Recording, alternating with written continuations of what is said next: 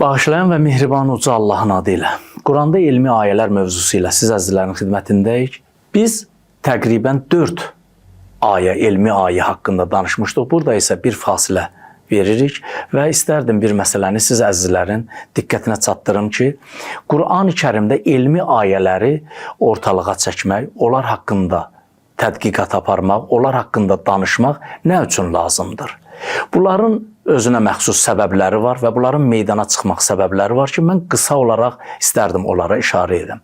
Verilişlərimizin əvvəlində qeyd etmişdik ki, uca Yaradanımız Quran-ı Kərimi insanların hidayəti üçün göndəribdir və Peyğəmbərimiz insanların hidayəti üçün bu kitabı insanlara gəlib bəyan etmişdir. Təbii ki, İslamın əvvəllərində insanların təcrübə elmlərlə tanışlığı olmadığı üçün hicrətin 2-ci əsrindən 4-cü əsrinə qədər Yunan elmləri ilə tanışlıqları olub. 4-cü əsrdən Əbu Əli Sinanın vasitəsilə Quranda elmi təfsir mövzusu ortaya çıxıbdır.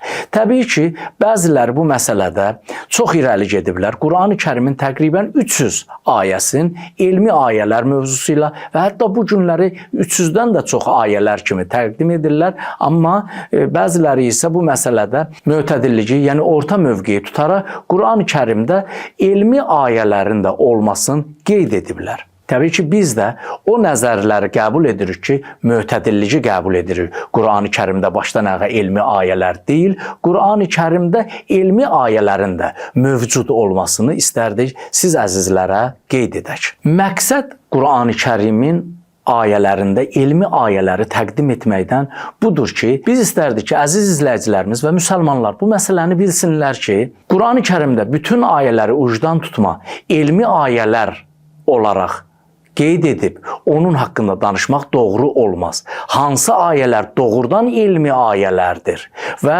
biz onu elmi ayə kimi təqdim edib sabahları təcrübə elmlə üst-üstə düşməyəndə bu bir iraddır və Quran-ı Kərimə nöqsan kimi təqdim oluna bilər. Məqsədimiz budur ki, Quran-ı Kərimə nöqsan deyil, Quran-ı Kərimin əzəmətin insanlara təqdim edək.